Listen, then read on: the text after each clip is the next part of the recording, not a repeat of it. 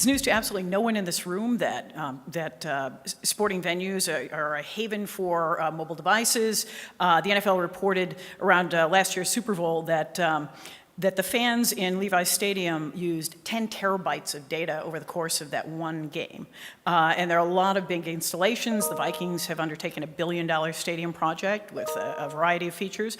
Paula, can you give me a sense of what projects AT&T has going on for this season? What sorts of experiences they'll enable for fans? Okay, so, well, first of all, thanks everybody for coming in. It's a pleasure to be here in Vegas. I actually had some fun this morning. Real fun. You know, you put money in these little machines and they spit paper out that says more money, more money, more money, you know. So I had a really good morning.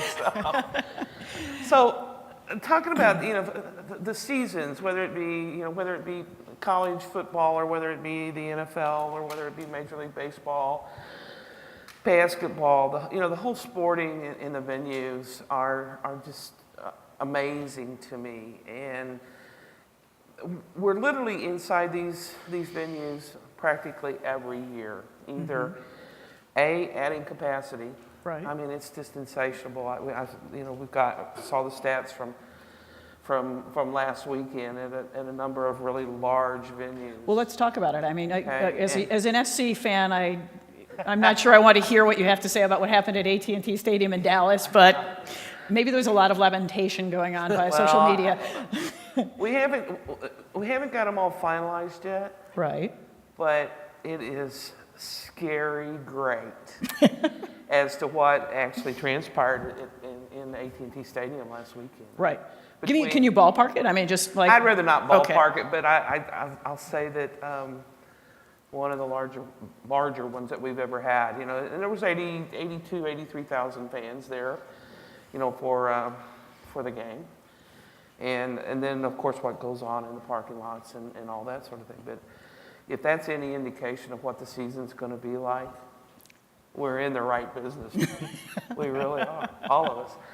So, you know, we think about capacity. We think about coverage inside of stadiums, and as we drive further into literally designing for the customer down at the seat level.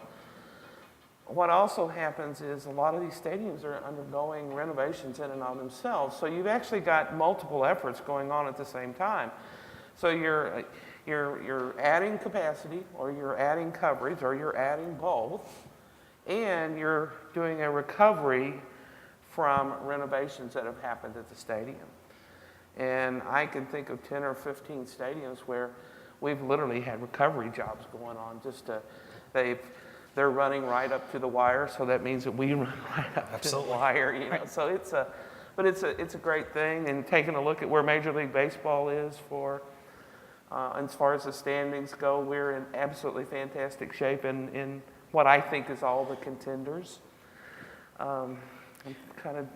Let's talk about, and then we'll continue the conversation. Sure. But earlier we were talking about how AT&T is involved in the Coliseum in LA as the Rams return to LA. I know it's a sore topic, but so tell me what you're doing in that particular instance. I mean, what are we talking about in terms of order of magnitude here? So we had a really great system there. We're a tenant on a third-party DAS there. And we had a really great system for college ball. Okay. But whenever you bring the pro side of it in, and it's a different type of user, it's a different type of client. They have somewhat different expectations.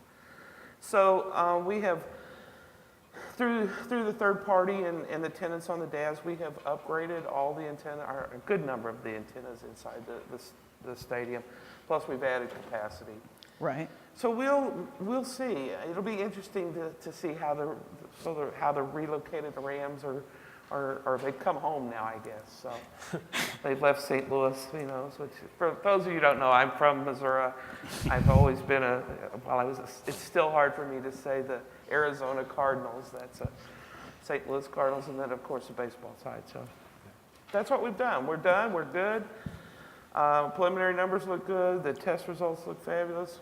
it should be a green experience for the fans.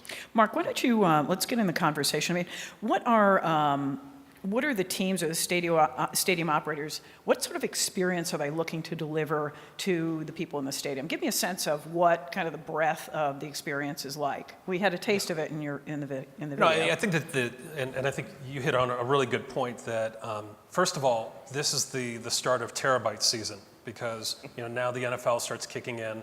You start hitting the playoffs with baseball. What we see in terms of the numbers coming out of the stadiums are astronomically larger as we get into these high volume, intense, want to keep tracking what's going on. And with the NFL, as with college football, there's also that feeding frenzy of what's going on outside of the stadium, more so even than what happens in baseball. Baseball, there's an affiliation generally with the team that you're going to see, whereas with the NFL, you've got to keep track of your fantasy teams and so forth. And so the numbers that we see, it looks like you're looking at about 80% of the people that are attending one of these games is using their cell phone for something. Mm-hmm. Okay. And, we still see in terms of the of that adoption, the number one app that's out there, Instagram.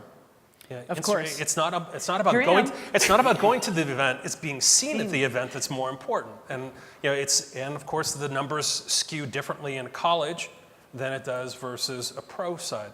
The other challenge we have in dealing with pro sports is you start to get into a much wider range of stakeholders that are involved in the decision process. You've got an NFL spec, which is dramatically different than what the NCAA requires in terms of connectivity. Meaning more robust. In terms of what you need to have with the types of services that are supported, as well as what you're doing in terms of what they expect as a common fan engagement across all of the venues, because they want to be able to deliver an NFL experience, not a stadium experience. Now that being said, part of the challenge that we all face with this is there's this glut of requirements that really stem from data use on cellular devices. And at the same time, you've got a variety of technologies that are coming into play as well. We get into the discussions about what's happening with the spectrum wars, what's happening with the different types of spectrum that are going to be available. And you start getting into the major decisions about where does small cell fit, where does DAS fit, where does Wi-Fi fit. And even the carriers who have the most vested interest in the success in a stadium, because they're the ones that are bringing in, technically they're the ones that own the fans. They're the ones that are saying we need to make sure that our fans are able to do all these great services, all these video things, all of these data things that they want to be able to offer. You need to find a balance between the types of technologies that are being deployed and make sure that you're tuning them to be able to optimize the kind of spectrum that's available, as well as how they have to interact with one another. So it's a very interesting time in terms of technology, also interesting in terms of the spectrum itself. It also spills into, I think, one of the big concerns that's out there from the venues themselves, which is what does this mean to them in terms of disruption? What does it mean in terms of construction? To your point, they're always doing renovation. Correct. And there was a time where they could do renovation and not have to worry that they were going to be disrupting communication. Well, now communication takes a seat at the table to talk about things like maintaining public safety communication, making sure that you're able to deliver these basic services. So there's a much larger group that's involved in the decision process than where we were before. Mm-hmm. Behruz, do you mind talking with me about some of the mechanics of delivering on my expectations as a fan when I go to one of these venues? We were having a fairly animated discussion, albeit slightly nerdy, about sort of of small cell technology versus a distributed antenna system. Do you mind giving me sort of a high-level view of what the options are and how they're playing out in the market, if you would? Be glad to. So we have many dense small cell systems that we have deployed and are in commercial use here today in US and elsewhere across the globe. One particular project, we deployed 500 plus cells within a campus that I'll speak to shortly. Just to give a sense what you can do with small cell technology with our product ERAN, you can provide coverage and capacity to enterprises and venues of up to 1.5 million square feet. So I'll talk about the advantages of small cell, and I can also talk about the challenges in deploying dense small cells. So scalable capacity is one of the greatest advantages of small cell, starting with cell splitting, which means spectrum reuse that is directly proportional to number of cells that you deploy. So if you want to use spectral efficiency as a figure of merit, bits per second per hertz, if you will, we can achieve up to, let's say, 10 times higher spectral efficiency than some of the other technologies. This is huge when it comes to providing capacity. We also do carrier aggregation and be able to provide up to 128 concurrent VoLTE calls per node. This is quite a bit of capacity. Now, if that's not enough, we can, on top of it, layer the new products we're developing that is based on leveraging unlicensed spectrum. We're in process of completing lab trial of our LTE-U product at Verizon and start field trials shortly. So this stuff is real, and if you were sitting in the previous session in this room, there was quite a bit of discussion about unlicensed spectrum and using it to augment the capacity required for such a venue. So with a single LTU LAA, we can use a single dual cell radio node and provide up to 300 megabit per second capacity, just using a single 20 megahertz of licensed spectrum, which of course is coupled with throughput that we get supplemented through the 5 gigahertz LTU cells. So with all this said, we believe we can have enough capacity to serve very high density venues such as stadiums, shopping malls, university campuses, concert halls, and whatnot. One last thing I want to say about the advantages of small cell is the user experience. With LTE-U, as you all perhaps know, all the sessions are anchored through the LTE license. What does that mean to you? You should expect the same user experience you're getting right now with your cellular network. In other words, it's going to be a very seamless services. As you switch to the venue small cell system, you shouldn't be able to notice anything. One last thing, going back to what Mark was talking about Levi Stadium, it's interesting on game days, you need to have 60 plus technicians floating around and helping the audience with how do I get access to the Wi-Fi, which SSID I use, how do I bring the services up. Obviously the advantage of LTE unlicensed is that you don't have to worry about that kind of a Paul, how do you look at this this world? I mean, can you contrast with distributed antenna system? I mean, when you're looking at a venue, how does a carrier look at a space and the various technologies that are available? Can you take me through the pros and cons? It really depends on, number one, your ownership stake that you have in there, whether you're a tenant on a third-party DAS or you own the DAS and you are the neutral host provider. Got it. So there's that aspect of it.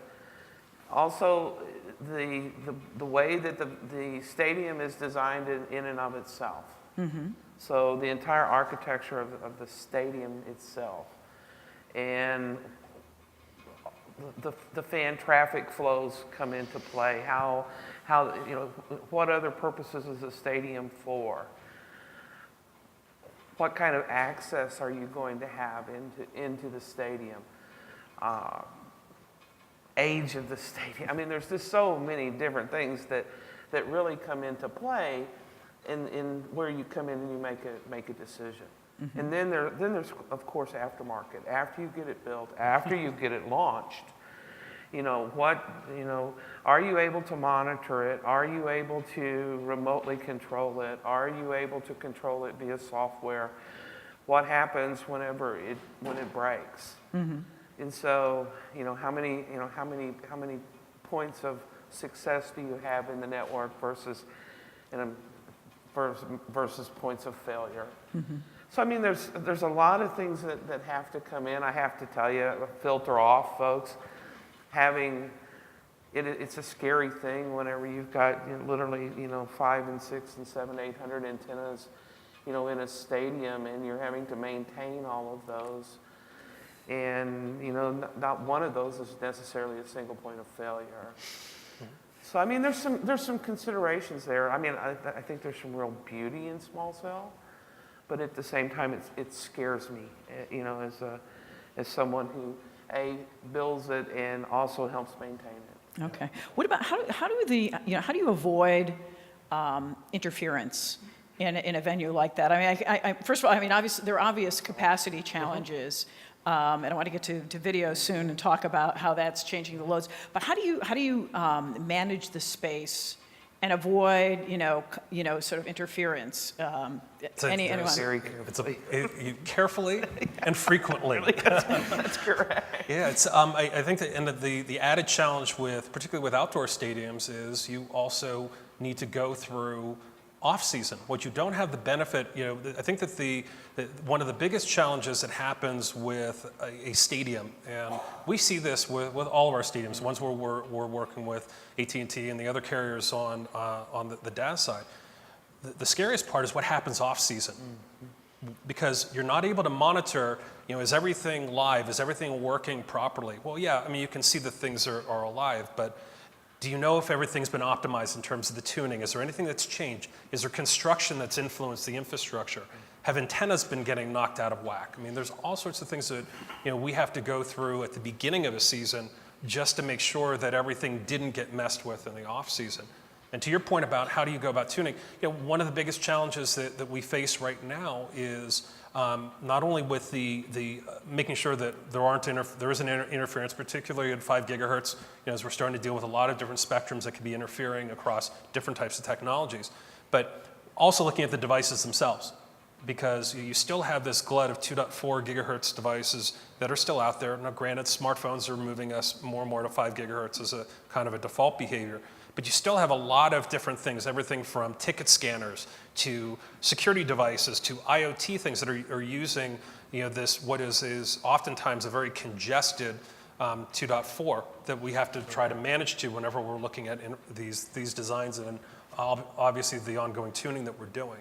So a lot of it comes down to how often are you, what kind of monitoring you're doing, what kind of refreshes you're doing, and making sure that with every, like I said, when it's the start of terabyte season, you want to make sure that the infrastructure is able to support not only what you designed for last year, but then also the applications and everything that's been introduced in the off season, which talks to things like video and different types of data applications that are putting a lot of demands on these networks as well. Go ahead. So one of the things too, and Mark and I have talked about this, and Mark mentioned it earlier, is that at the beginning of every season, you've got to walk these venues. Big time. And so just to kind of give you an idea of what that is, Yeah, take us through. A couple of years ago, we actually kept track of the number of steps that our field engineers made. And we were able to go the same number of steps as it would take to go from New York City to Los Angeles, California. So 3,000 miles worth of walking. 3,000 miles, and we're walking with backpacks. And I mean, we're literally walking every layer of that stadium. I think that was Soldier Field, wasn't it? I've done that one. I've got the shoes to show for it. Yeah. But, so that's prompting some innovation on our part. So, I don't, some of y'all might have seen something last week. We actually took a drone and did a fly through a stadium up in Seattle, Washington, and actually beamed it back down into AT&T Park. Really? So we put use cases down, you're testing, and so we actually think it's going to help us a whole heck of a lot. Sure. You'll always have to do the, your standard baseline walk test and that sort of thing. I don't think you ever get away from that. But once you've got a stadium that's out there and it's behaving nicely and you've validated certain things about it, you can drone it, you can fly it, and you can take your measurements. So we're really excited. We're excited about that. Oh, that's really interesting. It is. I'll be borrowing that for my next cool. panel. It's cool. I don't know how many of you guys have got drones, just your own personal drones. Man, I got 2. Do you? I got to tour DJI in China. That was like the most amazing place. I have. So that's an important thing for all of us in this room, is that all of our companies here are very much into innovation and very much into research and development and in the skills transitions that has to take place there. And I would say any of us that are in this room that are not taking that personal journey through skills transformation at this point, if we don't do that, we are going to be left behind. Totally. Yeah. The train left the station. The bullet train left the station. Indranil, I wanted to talk with you about one specific facet of the fan experience, which is video. Describe for me what's happening in the stadium in terms of video consumption. I mean, I know what's going on sort of in the broader population, and what sorts of demands that places on a wireless or Wi-Fi network. So walk me through what's happening. Sure. Just to give you, I think, Mark, you mentioned Levi Stadium. Just to give you some data points, at their peak, and this was a preseason game, they had 28,000 people concurrently doing sessions at about 2.5 to 3 Gbps of traffic. Wow. And the dominant traffic, of course, is video, right? And what has happened is, if you think about from an end user perspective, from all of us being consumers also, video is now how quality of experience is measured, right? What used to be a dropped call is now a stalled video. So if you see buffering in your video, within 5 seconds or 10 seconds, 80% of the people, they just move on and either go to the next video or stop that session altogether. And so it is imperative that you have a complementary solution to of course, the radio network or the Wi-Fi network that is monitoring the video experience on a per session basis for the consumers, and is able to go in and optimize that video. For example, if you can take off 25% of the video bytes without impacting the end user experience, that frees up 25% of that pipe for more people to consume video in a manner that doesn't encounter stalling and buffering. So that is something we see as critical, and something you have to think about from an end user perspective, because video is the number one. And even on Instagram, right? It's small snacking of videos, people watching replays.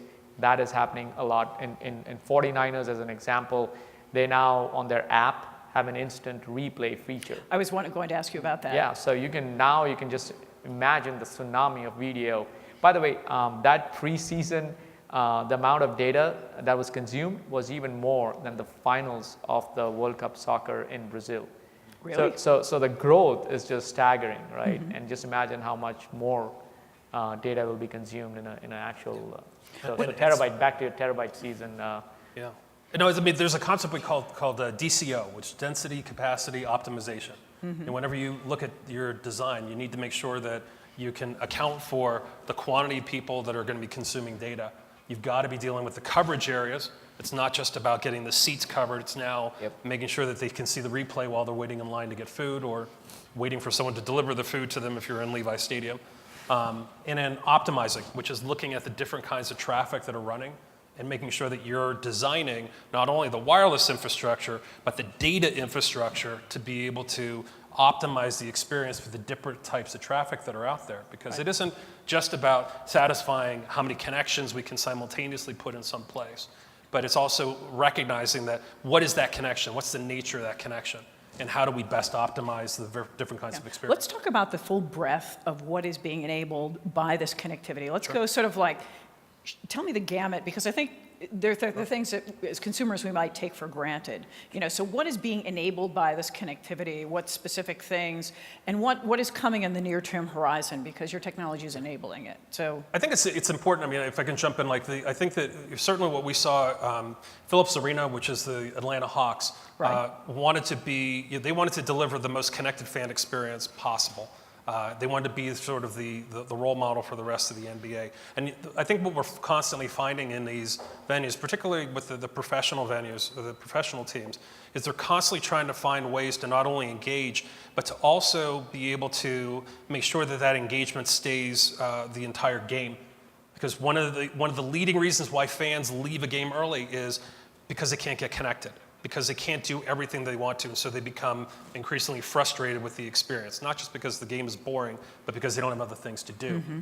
But now what we find with these venues, with this, when you start to look at what fan engagement means, that runs the whole gamut from making sure that you've got concessions engagement, which means Meaning I'm ordering from my seat I can because God order, forbid I can get order up. food. Hey, there's that player who came in because the quarterback got injured on the first part of preseason. I'm so sorry.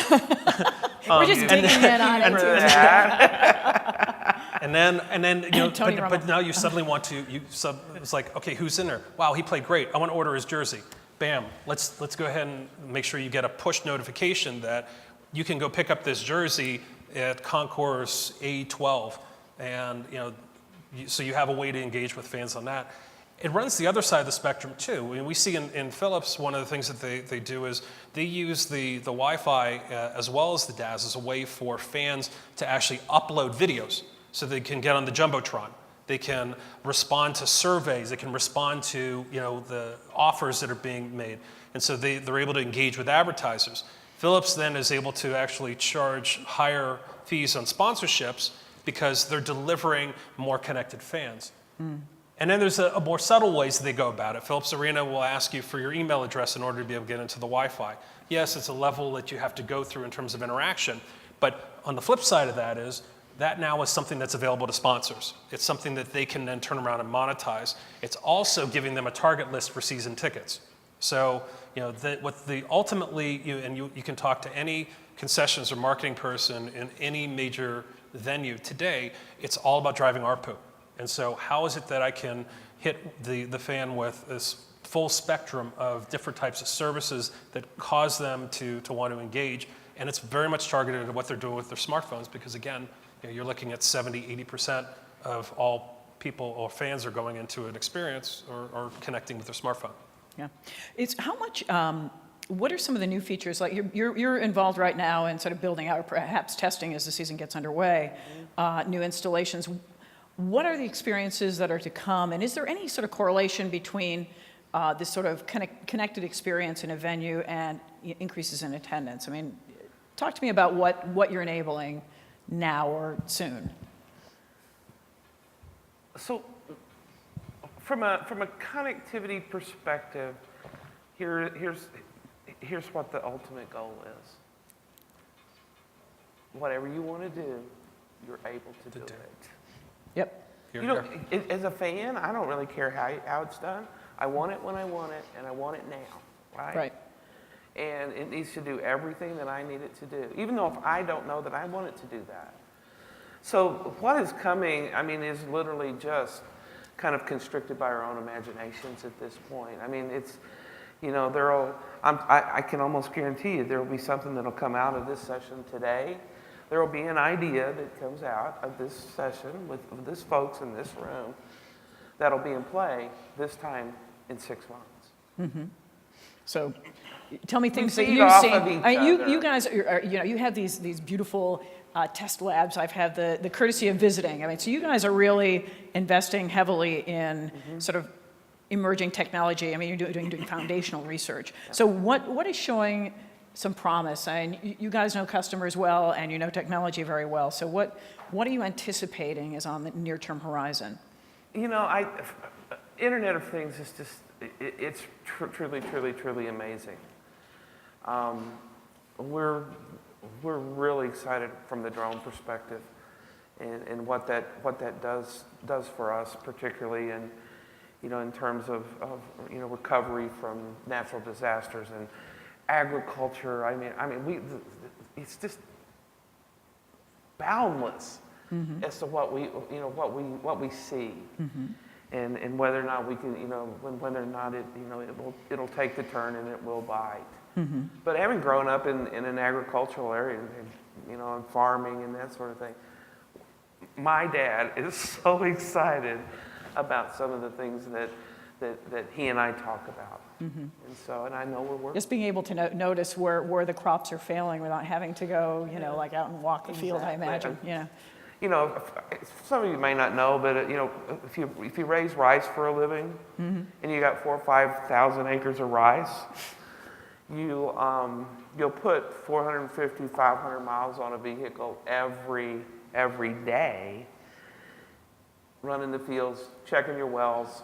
Now we've got ours automated, so we're doing some of that, but using a drone to be able to take a look at your whole field and do it from do it from your 60-inch monitor inside of your office.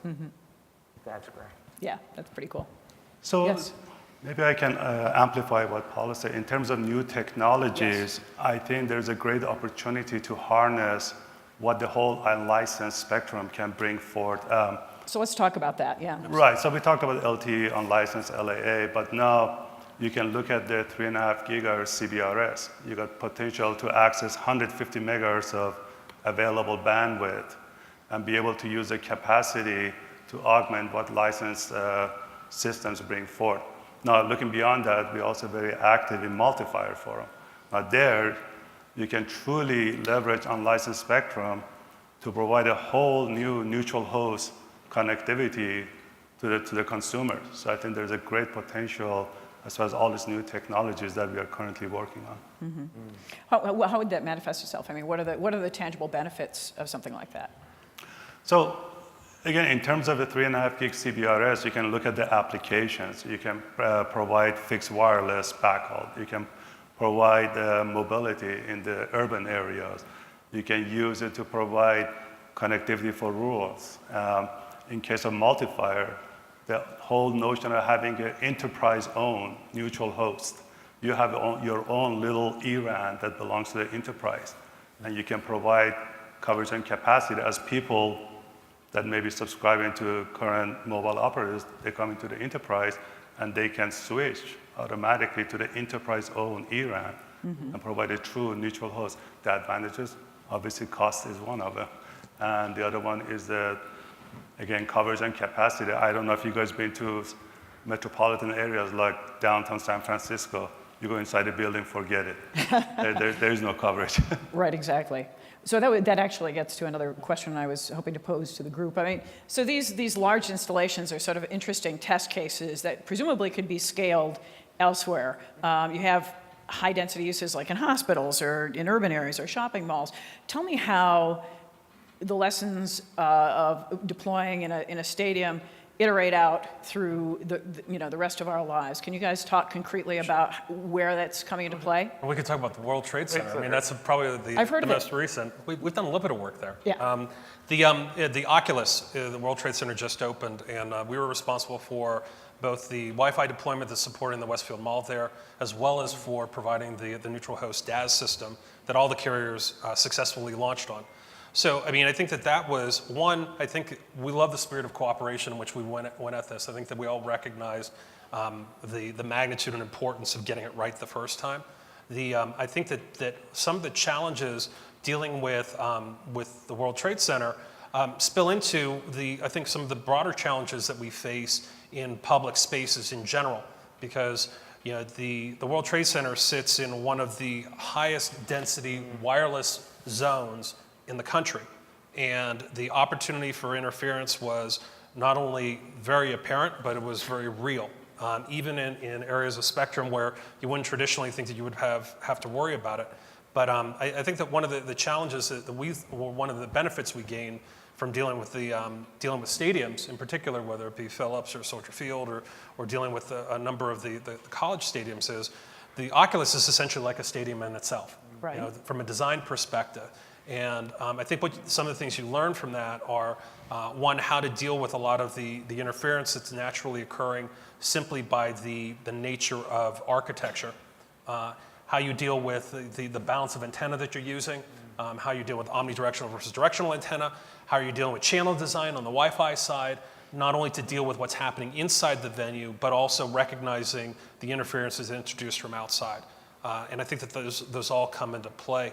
I think one of the points you raised about fixed wireless is really, I think, is going to be one of the unsung heroes of what's happening in spectrum right now. Because one of the challenges that we see in larger, especially older retrofit areas, is in a lot of cases you don't have the benefit of being able to necessarily run physical infrastructure. Right. There are real historical reasons. We face this challenge with Hollywood Bowl, which is a historical landmark.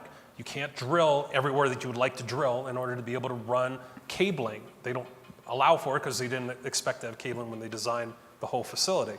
So the idea of having spectrum that you can reserve for fixed wireless has some very real applications in terms of upgrading wireless infrastructure in older buildings and in areas that are less or more remote, simply because you now have the ability to bring a lot of high-speed capacity through reserved spectrum into those facilities. And I think that's going to be a big benefit as we start to see what's evolving with both on the small cell side, but also in terms of the spectrum itself. What do you see? What sort of advances are you seeing in terms of video delivery? Sort of. Yes. So Let's speak to one point I wanted to bring up is, given also the appropriate title of this, on-demand capacity, is the cloudification of infrastructure in general, right? So if you think about, and I'll pick one example, I'm not a radio expert, but on the storage side, right? Now you can, during events, lease storage from the cloud if you want to do something with video. That's one. Second is in terms of IoT, I think Paula mentioned that there will be a lot of data that will be coming out from these stadiums and even also from the players themselves, right? If you think about that as an example. So those are, again, you get a tsunami of that for like a peak hour of 1 or 2 hours in a week, and then you don't need it, right? So this ability to rent capacity, right? And the maturity of cloud now I think is going to be one important factor that'll be exploited by these venues. The last thing I wanted to say is another important aspect that we are seeing in these these dense areas is the upstream traffic has also increased now. Previously it was all downstream, right? You're watching a video, Right. You're consuming stuff, but now with live streaming, you think of Periscope, Facebook Live, and even YouTube Live now, right? YouTube Live, I was reading, has gone up by 80% in the last 6 months, right, since its launch. Wow.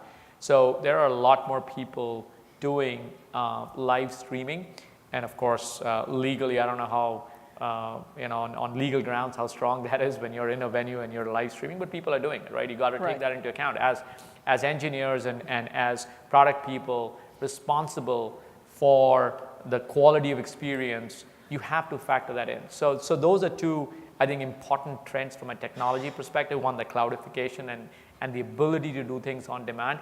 And the second is this upstream traffic, which also needs to be taken into account, video or other applications. Yeah.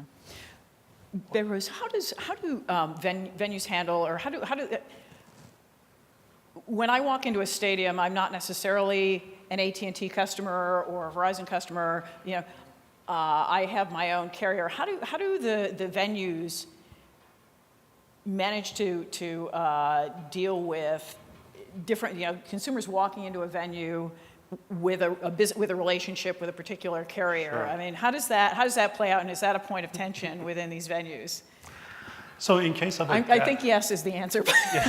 well, Paula knows better than me, but in case of a DAS, you got basically base stations that are owned by various mobile operators Right. that can in turn share, but it's passive or active DAS infrastructure, share that infrastructure and provide coverage and capacity to the users. So that's how it's going to work. But if I may come back to your last question, Yes. you talked about what is the difference between stadiums or other venues. I think it's important, and I'm going to give you a technical answer to that Please. question. So whether it's a stadium or let's say it's a 500,000 square feet of multi-tenant business offices, technically it really doesn't matter. It boils down to if you're small cell covering, let's say 15,000 square feet or 3,000 square feet.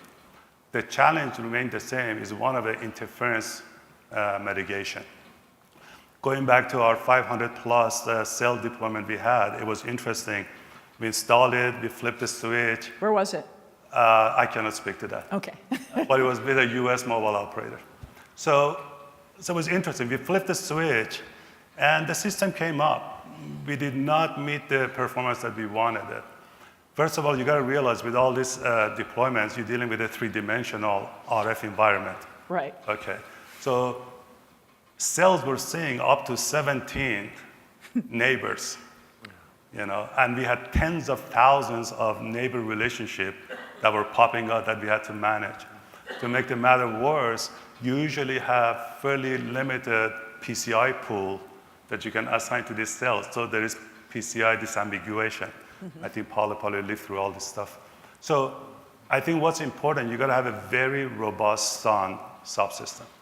It's just not cost effective going around manually tuning stuff. So what we did in this case, our SON, through analysis of a real massive real-time data model information, things like handover events, UE measurement reports, was able to provide automatically a closed loop, self-optimization, self-healing. So like for instance, all this neighbor relationship, it was able to prune it down, get rid of PCI disambiguation. In this particular case, we actually achieved call setup success rate of 99% and call drop rate of better than 0.75%. And it's all because of this SON that we implemented. So Paula, since you were smirking, I'm going to bring you back to my question about, so you and there's a company in Seattle that beats on you regularly that presumably would like to provide its customers with decent cell reception. How does that play out in a venue? So it's always a choice. Okay. I mean, it really boils down to that because depending on the ownership models that come into play, say for example, if AT&T were to be the neutral host provider, Right. we're going in there and we assume all the risk. Right. We don't know whenever we have a pretty good idea. I say we don't know, but there's always a good chance no one will join the DAS. Oh, So okay. literally, you've invested millions of dollars, to build out a robust network inside of a stadium, and your customers, AT&T's customers, are going to benefit from that. Now, and as over the years, I mean, we've got a real nice take-up rate on everybody because, quite frankly, I think the carriers understand if they can afford to join, they need to join. And it's Does it become, I'm sitting next to somebody in a venue and I have reception and you don't, or vice versa? I mean, yeah, I mean, I've literally been in the stands where they're kind of going like, nah, nah, nah, nah, nah. I mean, it's like, what do you mean you don't have service? I do. Well, who's your carrier? And it's like, it's that type of thing. And I think that there's a misconception that just because a carrier is part of a neutral host DAS, that doesn't occur. I mean, because what happens oftentimes when since we do a lot of deployments in neutral host DAS, it's often the case that you have a carrier decides we don't want to have full coverage throughout the venue. We want to enhance specific public areas. that was really shocking to me. We don't care so much about the cheap seats in the stadium. We want to make sure the VIP areas are taken care of, all of the lounges are taken care of, the concourses are taken care of. We don't care about the cheap seats because we don't have a lot of our subscribers going there. And you very much have the case happen where you have an AT&T goes in and they've got full coverage there, and someone else on another carrier comes in and they don't have that. So I think it's part of it. There is a business decision around this, not just a technology optimization decision that has to go into play as to what's going to be best economically for the carrier to participate. From the perspective of the carrier, does it then become a high-profile showcase of what your network is capable of? I mean, is it a showcase as much as a business proposition? I mean, how do you think about these venues? Our position has been, and in the past and today and in the future, is that our customers need to be able to use their device anywhere they want to, anytime they want to. So Right. that means that we're there. Got it. And I just don't think it's worth it. It would aggravate me not to have coverage and capacity when and where I need it. Yeah, especially since your company is now offering me video everywhere on an Absolutely. app. As a Absolutely. DirecTV customer, I better be able to. There you go. All right. So I mean, it's a choice, and I think that's one of the things that a lot of folks don't really understand is the ownership models, that are involved. I think they are evolving. I really do, and they've got a ways to go. it's scary whenever you're making a huge investment like that, and you're thinking to yourself, is it going to go or is it not? I mean, just ballpark me. I'm not, I know you're a publicly traded company, so I don't know how much of this you share. But what is, starting from scratch? Say it's a new venue. How much in terms of infrastructure spending are we talking about? I think the least expensive one I've seen, and I'll try to just kind of keep in my mind, same capacity, SRO and seating capacity there, is that I think the least expensive one we've ever put in has been somewhere in the neighborhood of about 3.5. Okay. So let me be clear as to what that is. That is all the legal requirements that come into play. It's all the regulatory compliance that comes into play.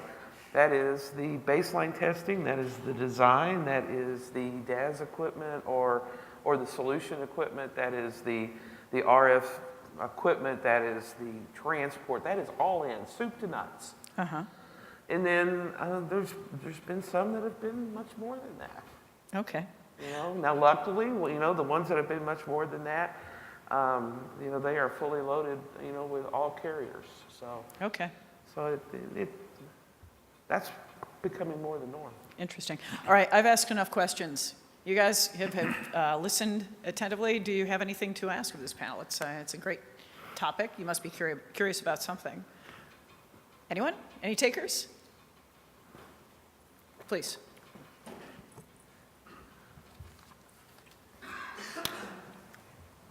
Excuse me. What progress, where do you see the industry going in terms of carrier offload with Wi-Fi? Carriers in the past have been very proprietary and reluctant to take advantage of Wi-Fi, and there was kind of a battle. I think at this point we all know there is no battle, it's all the above. So particularly I'd like to start with AT&T, but I'd be interested to hear what Boingo and others have to say about that as well. On your ability/desire, you're more technical, so maybe you would say all the above, but from a corporate perspective, what's the path for offload, doing it silently or in cooperation with building owners? So using Wi-Fi as an offload, the answer is yes. If we have the capability to do it, we do it. And so take AT&T Stadium, for example, today. It has a super robust DAS system inside of it. So it's owned by the Cowboys and heavily influenced by AT&T, of course. But there's also a great Wi-Fi there. And so whenever you marry those two together, the network only does better. We've installed Wi-Fi, what we call Wi-Fi City Hot Zones, which help offload the network as well. So where it makes sense to do them, we are doing them. Because they, quite frankly, they can be a very economic way to do an offload. Yeah, I think that what's been very interesting to watch is while the carriers I think have not been as forthright in terms of talking about offload, I think you need to really watch what's happening with handsets and how the handset evolution has made it easier for offload. And I group in there not only data offload, which was the main impetus of why offload started, to now what's happening with voice over Wi-Fi and how that's started to become part of the user experience or behind the scenes what's happening. You certainly see that right now in the decision about joining a neutral host DAS, and if we're going to use the context of stadiums, arenas, large public venues, one of the decisions now that the carriers are making is, do I offload part of this traffic in order to be able to relieve some of the data experience issues? And we find that is particularly attractive when you do have that optimization component that's been part of the network design as well. If the Wi-Fi is just a plain Jane, I got Wi-Fi in certain zones of the venue, there's going to be a reluctance to move to offload. Whereas where you've got a network, a design where it's using Wi-Fi, you've got it proliferated everywhere, and it's designed as a carrier-grade Wi-Fi system that has video optimization brought into it, that has the ability to be able to scale, a la what we see with small cell and other technologies. There's going to be more of a desire to move to offload as a model. And yes, all four of the carriers are doing offload in some way, shape, or form today. It's just a matter of to what extent they're using it. And their ultimate goal is to be able to, and I don't mean to speak for you, but I will, their ultimate goal is to try to manage data. You know, they're managing the traffic, and they want to make sure that they balance the experience. They don't want to, you know, offload the data and turn out to create a bad user experience. They want to be able to balance it with what they're trying to do in terms of, you know, their promise to their customers. Right. And so that's where I think that, again, it's one thing for the infrastructures. Those things are definitely becoming more and more carrier grade in the public space, but pay attention to what's also happening with the handsets as well, because there are subtle changes that Apple and certainly the other handset manufacturers in the Android space are doing right now to make it much more behind the scenes, which is what you want it to be ultimately. Customer doesn't care.